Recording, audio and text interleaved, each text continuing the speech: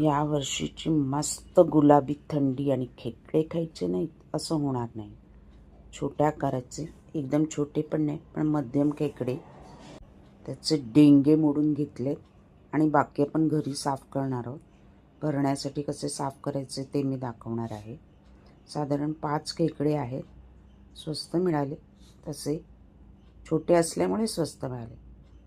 मोठे होते पण ते खूप मोठे होते आणि तो एखादा घेऊन रेसिपी करण्यापेक्षा मी थोडे मध्यम आकाराचे घेतले, म्हणजे त्याचा रस्साही छान बनवता येतो.